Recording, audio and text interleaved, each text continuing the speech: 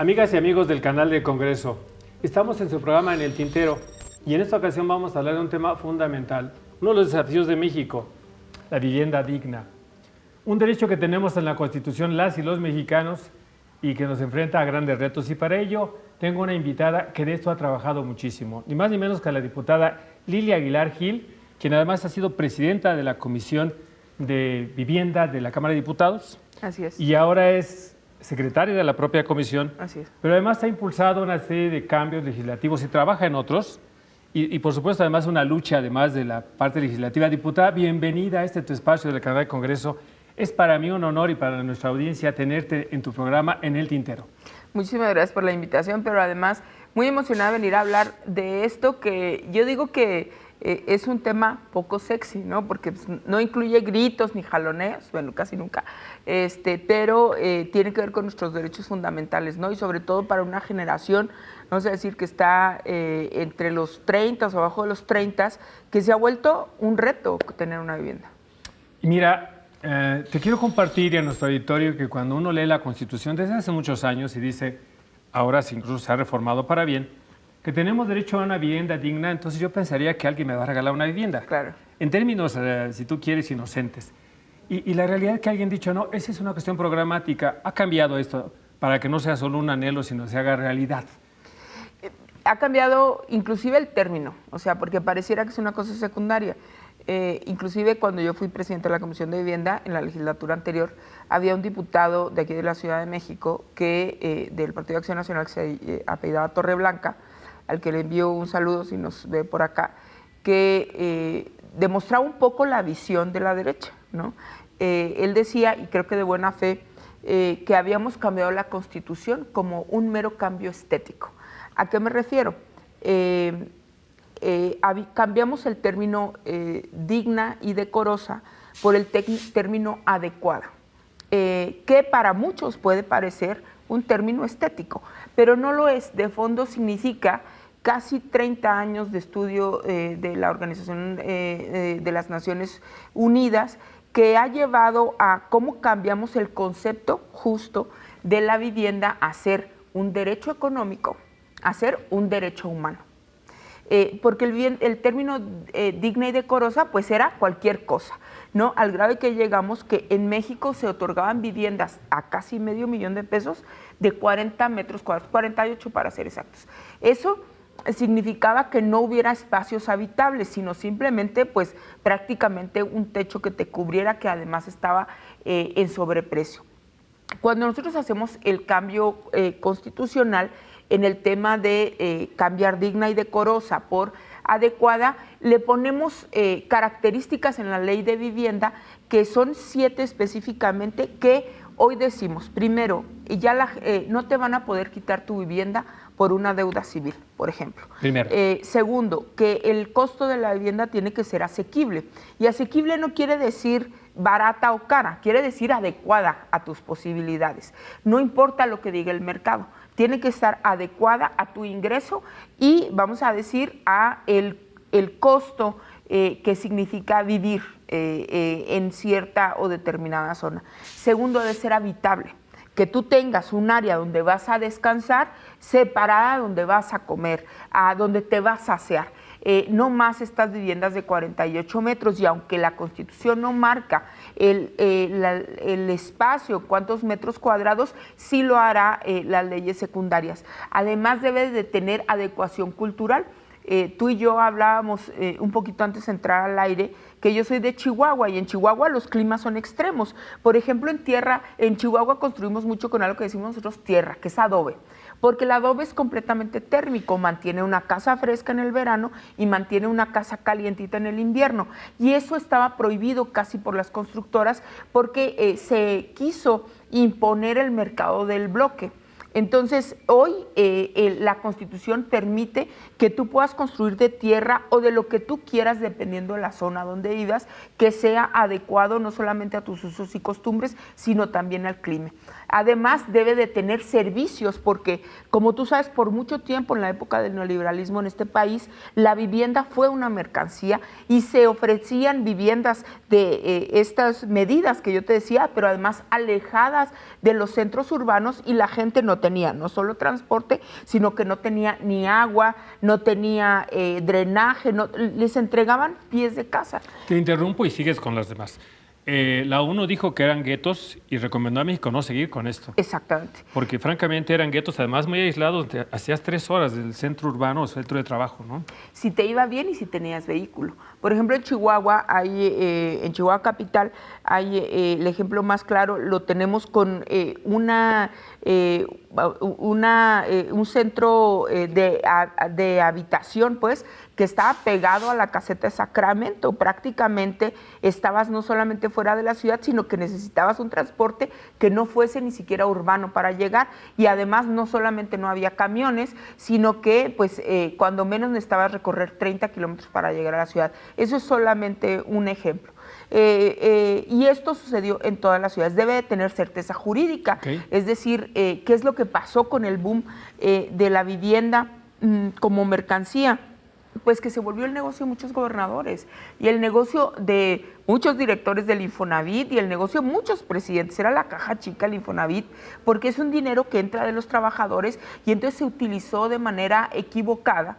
Y se volvió el negocio de muchos, y cómo se aprovechaban de las familias. Todavía al inicio del sexenio del presidente López Obrador se quedó en evidencia muchas viviendas que gente que había terminado de pagar sus viviendas a través del Infonavit, fíjate, se les despojaron a través de jueces y despachos jurídicos que estaban ligados con los Moreira en Coahuila, y que despojaron a miles de personas de viviendas en Jalisco, Nuevo León, en Chihuahua, específicamente Ciudad Juárez, y que a la gente que pagó completamente su vivienda lo dejaron sin una vivienda, nada más con el juicio, con la determinación de un juez, y con una firmilla que echaban ahí abogados corruptos. Entonces, todas estas características... Pero perdón, alegando deudas, alegando que debían, ¿no? Alegando que no habían liquidado la vivienda desconociendo completamente, desconociendo no solamente estos pagos, o a lo mejor un pago final, y que como consecuencia eran embargables sus bienes. ¿Qué es el cambio sustancial de todas estas características? Pues que hoy la vivienda es un derecho humano. Es el cambio sustancial. Por eso yo te ponía el ejemplo del diputado Torreblanca, porque a mí me deja muy claro que muchos compañeros diputados del Partido Acción Nacional y del PRI no es que no quieran entender, es que definitivamente tienen una concepción completamente distinta de lo que son los derechos. Lilia, permítame hacer una interrupción porque te he escuchado en tribuna y te he leído. Quisiera que me compartas y a nuestro auditorio, por supuesto, un posicionamiento tuyo, que es un derecho humano. Los derechos humanos son individuales, porque la idea de la vivienda era familia o padre de familia, un modelo patriarcal. ¿Cómo es esto? Dínoslo, por favor. Bueno, además, otra de las modificaciones que hicimos en la Constitución, que además es específica, no es una interpretación, es que el derecho ya no solamente es familiar, porque la Constitución dice que tú tienes derecho como familia a tener una vivienda, pero recuerda que el derecho civil tiene, con nuestro sistema federal, bueno, pues tiene diferentes concepciones dependiendo de la entidad federativa. Yo siempre pongo mi ejemplo personal para no ofender a nadie más, que yo tengo un hijo, y mi hijo es el resultado de una decisión personal de haber tenido un hijo in vitro. Es decir, no hay padre, y nuestro núcleo familiar somos él y yo, León y yo. En muchos estados, incluido el mío, nosotros no somos una familia, no somos consideradas de manera civil una familia. ¿Por qué? Pues porque para mucha gente, sobre todo en la derecha de este país, una familia es el papá, la mamá, el hijo, el perro, la hipoteca y las deudas eternas que no te dejen salir adelante. Pero para nosotros las familias son diversas. Puede ser la familia nuclear, León y yo, como hoy en día existen muchas familias que tienen jefas de familia, pero pueden ser el papá, la mamá, o solamente una pareja que no tenga hijos, o la abuela, como sucedió con las muertas de Juárez, que las abuelas heredaron la responsabilidad de sus nietos, o puede ser simplemente gente que ni siquiera esté relacionada de manera consanguínea. Entonces nosotros, para quitarnos estas discusiones de lo que es una familia, decidimos que ese derecho fuera personal. Esa fue una iniciativa que yo misma presenté ante el Pleno de la Cámara de Diputados para decir, no importa si yo decido vivir con mis perros o sola y mi alma, yo tengo el derecho a una vivienda porque soy mexicana y porque el Estado mexicano me tiene que facilitar el derecho a que así sea, o si yo decido vivir en familia con una tropa de 20 personas, ¿no? Eso es una de las cosas que es uno de los logros, por eso decimos es un derecho humano personal. Ahora bien, este tema es un gran desafío, así es nuestro programa, el desafío para que el Estado mexicano, coordinado con la propia población, incluso con los empresarios, hagan posible o se haga posible este anhelo, este desafío. Y la presidenta ha anunciado pues, tener 1 millón de viviendas adicionales, cosa que es de celebrarse, a nadie podría decir que no, y entraña cambios legislativos estructurales del modelo de cómo hacemos las cosas. Algunos piensan que es regresar a los años 70 con el Fobiste constructor, etcétera. ¿Cuál sería la idea, cuál sería el planteamiento y cuál es tu óptica? Bueno, primero, para los que dicen que era volver a los años 70 con el Fobiste constructor, que además era con el Infonavit constructor, que también... Perdón, Infonavit y después Fobiste, perdón. Y había una constructora del Infonavit. Yo les diría que no todo lo que cambió el neoliberalismo estaba mal. Okay. Pues, y finalmente las empresas del Estado obedecen a una realidad y a la necesidad de cerrar la brecha entre la diferencia al acceso de derechos de muchos mexicanos en este país, pues casi el 70% de los mexicanos que no tienen acceso a una vivienda. Entonces, ¿por qué estamos cambiando el entramado legislativo? Porque como en la época del neoliberalismo, es decir, ¿qué identificamos con la época del neoliberalismo? Bueno, desde la entrada de Carlos Salinas de Gortari, Ernesto Zedillo, Vicente Fox, Felipe Calderón, Enrique Peña Nieto. Esta etapa que se basó no solamente en el cumplimiento económico de las recomendaciones del Fondo Monetario Internacional, que pues, de recomendaciones no tenían nada, que básicamente era del Banco Mundial, que básicamente era aceptar la receta económica para ligarse con un sistema financiero, industrial y económico que un poco empeñaba nuestros recursos económicos y se endeudaba permanentemente con estos organismos internacionales. Siguieron esta receta al pie de la letra y entre ello estaba privatizar todo, un poco como está sucediendo, por ejemplo, hoy en Argentina con Milei, que va a privatizar el agua potable, por ejemplo, para los argentinos. Bueno, en aquel entonces se privatizó la vivienda y la construcción de viviendas se volvió un negocio. Primero para grandes empresas que estaban cercanas al gobierno, pero luego, como yo te decía hace unos momentos, se volvió el negocio de los gobernadores y de los presidentes municipales, porque resulta que si tú ayudabas a un político priista para llegar al gobierno, pues el pago natural era que te iban a contratar para construir. ¿Qué? ¿Quién sabe si eras constructor o no? Pues ibas a aprender el camino, ¿no? Y historias hay muchas, no solamente en Chihuahua, que yo las conozco de primera mano, sino en todos lados. Déjame detener en este tema de cómo era ese modelo y cómo vamos a mutar y un poco esa cuestión, pero permíteme que vayamos a un corte porque es tan interesante que no quisiera quedarme a medias ni yo ni nuestro auditorio. Vamos a un corte, ¿te parece? Claro que sí. Vamos a un corte, quédese con nosotros. Claro. O no compraban, o construían con la calidad, en Chihuahua, con agua reciclada para no.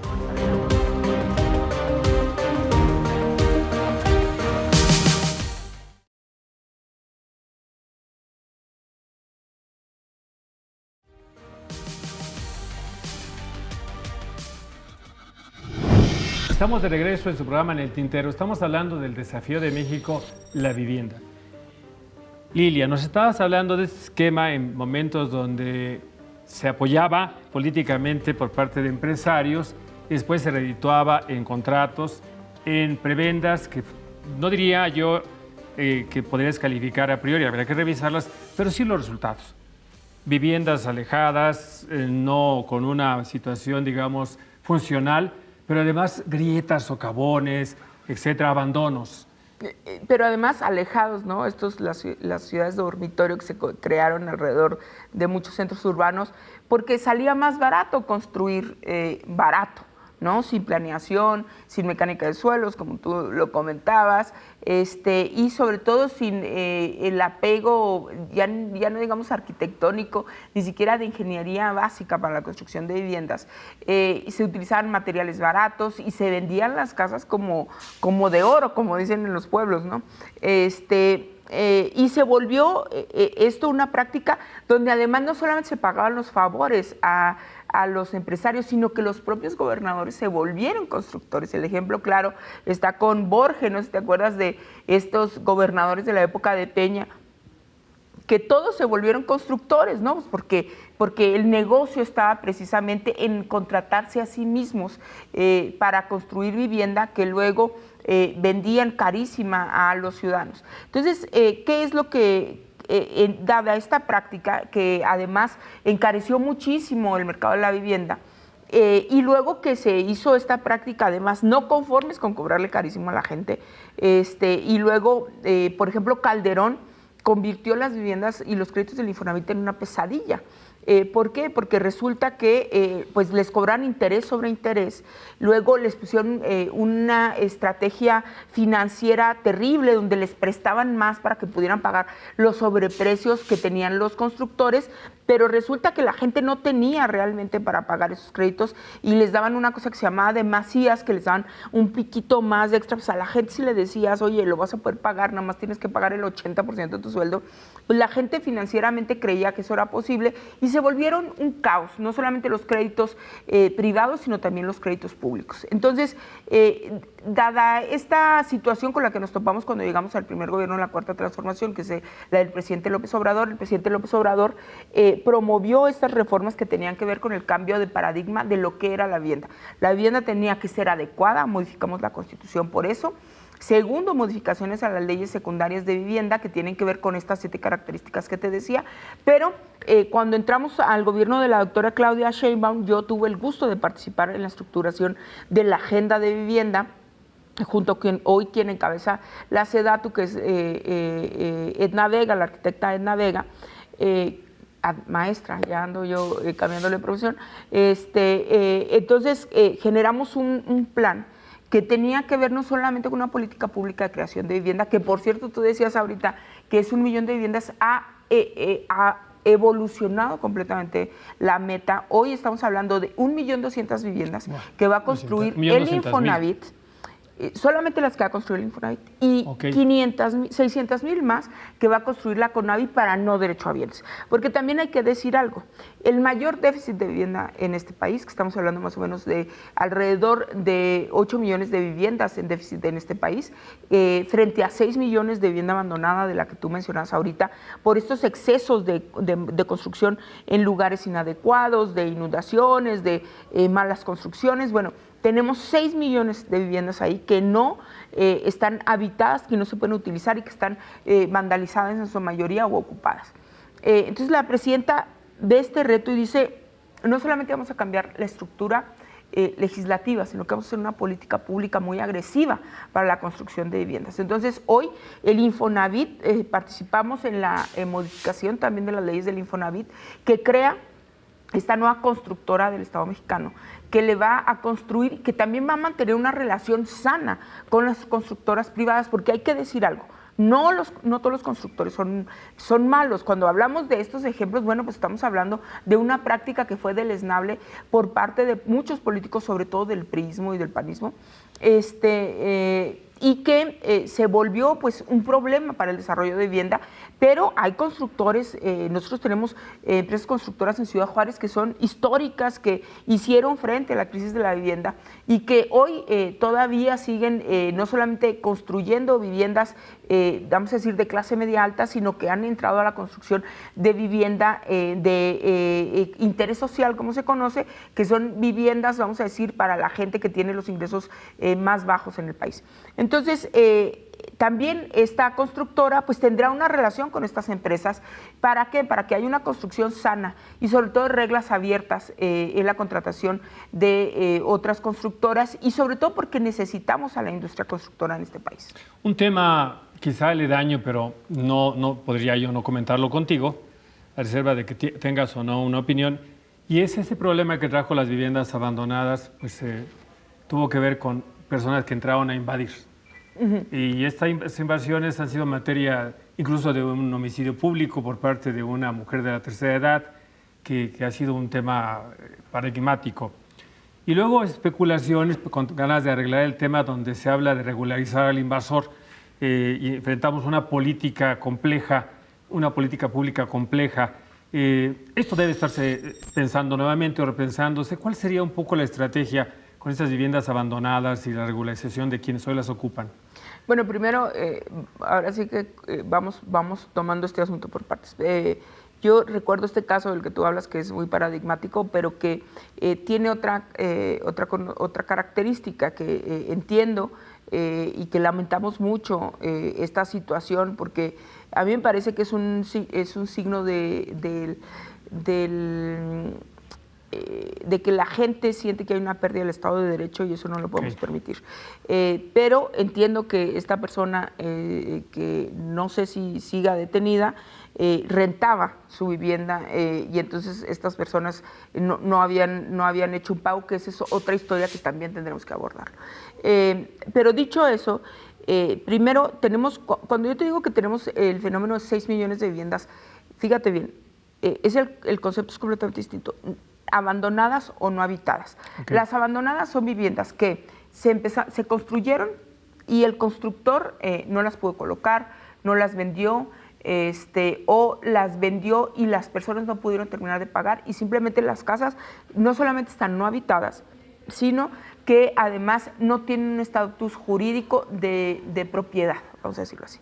Y están las no habitadas, que son aquellas que sí tienen un dueño, y que este dueño, muchos en la frontera, por ejemplo, el ejemplo más claro que yo tengo es, mucha gente se va a Estados Unidos y deja estas viviendas como una inversión, y están compradas con un estatus jurídico específico, pero no habitadas. Y esas son las menos. Entonces, ¿por qué hago esta diferencia? Porque cuando hablamos de gente que llega y habita viviendas abandonadas, estamos hablando primero de gente que claro, no sé si hay quien lo hace pues de mala fe, ¿no? Inclusive tenemos el caso donde muchos grupos del crimen organizado están habitando viviendas de esta naturaleza. O inclusive nosotros tenemos el caso muy paradigmático también en Chihuahua Capital o en Ciudad Juárez, donde en el poniente inclusive los comerciantes van y toman esas casas como bodegas, porque están simplemente pues, abandonadas. Le echan un candado y entonces se vuelven hasta bodegas de la central de abastos o de muchos otros comerciantes. Entonces, dicho esto, evidentemente se tendrá que analizar el caso por caso de esta habitabilidad de estas viviendas abandonadas. De las casas no habitadas, pues esas tienen un dueño y esas quienes las están habitando tendrán que deshabitarlas. Pero lo cierto es que el presidente López Obrador, y esto yo creo que es muy loable y se ha continuado en este segundo episodio de la Cuarta Transformación, dijo, a ver, la gente que llega y habita, más allá de estas cuestiones que tenemos a un lado, que son excepcionales, que es el tema del crimen, los que abusan y llegan y hacen bodegas, está el tema de la gente que migra internamente en nuestro país, es decir, la gente que se mueve casi siempre del sur al norte, que llega sin una vivienda, que no hay forma ni siquiera de rentar un cuarto en muchas ciudades fronterizas como Tijuana, Ciudad Juárez y muchas otras. O la Ciudad de México con la gentrificación. O la Ciudad de México, y que no tienen otra opción, es vivir en la calle o irse a estas casas, que además hay que decirlo, la gente piensa que es como, ya llegué, bueno, esta casa voy a llegar, voy a abrir la puerta con la llave, voy a prender la luz. A ver, no. La gente que está en esta situación, pues es casi gente en situación de calle. El Estado de Derecho, hay que reafirmarlo y vivirlo. Y además, pero yo te quiero decir, nada más para terminar este tema, porque ha habido mucha mala información, sobre todo de la derecha. Entonces el presidente dijo, no tenemos invasores, tenemos habitantes de casas. Entonces es un concepto completamente diferente, porque ya no los estamos criminalizando. Y en esa lógica, lo que ha dicho el director del Infonavit es que se generarán los caminos jurídicos y económicos para que esta gente, si tiene deseo de comprar una casa o esa casa que está habitando y la casa está abandonada, que entonces pueda regularizar su situación. Es regularizar su situación. Cuando no tenga un dueño, cierto. Cuando claro, hay un dueño suerte, hay que respetar. Cuando es una vivienda abandonada, no cuando no es una vivienda vivienda no habitada. Ya, cuando hay un derecho, un dueño Por cierto, eso yo hice primero la diferenciación. qué bueno que lo hiciste, porque yo creo que esclarece mucho estas declaraciones que a veces se toman por la comentocracia muy a la ligera. Así es.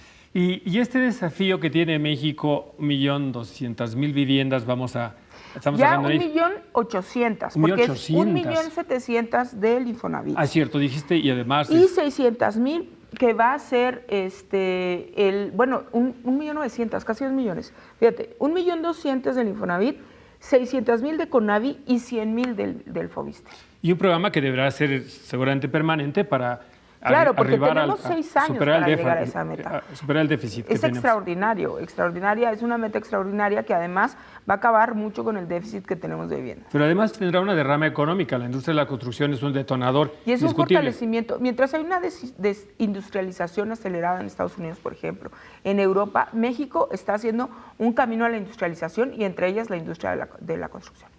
Dime una cosa, ¿qué ideas, qué intercambio han tenido con los grupos sindicales, con los empresarios? Porque recordemos que el Infonavit es un esquema tripartita. ¿Y cómo ha reaccionado? ¿Qué apoyo han tenido a resistencias? ¿Cuál ha sido la experiencia? Fíjate, este fue un tema que desde que lo planteó el expresidente López Obrador y yo la presidenta Claudia Sheinbaum, sobre todo los sectores, pues como se le conoce del Infonavit, habían caído en la trampa de la comentocracia, digo yo, porque decían, bueno, cuando dijimos que la vivienda era un derecho para los trabajadores o cuando modificamos las leyes del Infonavit, sobre todo los sindicatos de trabajadores decían, oigan, pero es que dicen que es un derecho para todos los trabajadores y entonces para los que no están en el Infonavit también. No, a ver, pues la ley del Infonavit es una ley que está sujeta para los que son derechohabientes del Infonavit. Entonces había como dudas muy básicas en el tema de las modificaciones. Nos reunimos con ellos al inicio de esta legislatura en cuanto la presidenta Claudia Sheinbaum envió la iniciativa a la Cámara de Diputados. Nos reunimos con todos los sectores, con el Infonavit, con el sector patronal, con el sector de los trabajadores y creo que hubo un entendimiento y les explicamos qué eran las modificaciones que estábamos haciendo y hoy lo estamos haciendo en conjunto. Lilia Aguilar Gil, ¿con qué te quedas? ¿Qué desafíos ves en tu trabajo legislativo y además como activista, como una jurista que se te nota a leguas? ¿Cuáles son los desafíos que te planteas dentro de este trabajo? En breve y como conclusión. Las leyes secundarias no han sido modificadas en su totalidad, hemos modificado solamente lo que tiene que ver con el Fobiste y el Infonavit, pero nos falta la Ley General de Vivienda y a mí me parece que uno de los retos más grandes que hay es cómo vamos a implementar. Yo, a pesar de que soy legisladora, estoy al pendiente, tengo una extraordinaria relación con el director general del Infonavit, con nuestro querido Martí Batres, que está ahí en el Fobiste, y con el propio titular de Conavi, porque nosotros tenemos que dar seguimiento y saber cómo la política pública se va a implementar. Uno de los retos mayores que hay en este país es la implementación de la política pública, porque no hay discurso que valga, como se dice por ahí, si los hechos no son palabras. Y eso nos lo platicas en otro momento. ¿Te comprometes con nosotros? Claro que sí. Y será un enorme gusto. Por ahora me ha dado extraordinariamente placer estar platicando contigo y abordar estos importantes temas que sin duda son del interés de todas y todos nuestros televidentes en la audiencia del canal del Congreso. Muchas gracias. No, gracias a ti y pues ojalá que nos vuelvan a invitar para hablar de este tema. Viene la reforma electoral y muchos otros que nos dará mucho gusto platicar con ustedes, porque además soy secretaria de la Comisión de Puntos Constitucionales y estamos ahí. Todas las iniciativas que ha enviado la presidenta nos ha tocado dictaminarlas y también escuchar a las partes, que eso es importante. Pues será muy importante escucharte y a ustedes, amigas y amigos, les agradecemos el favor, su atención y nos veremos en otra edición de su programa En el Tintero. Muchas gracias.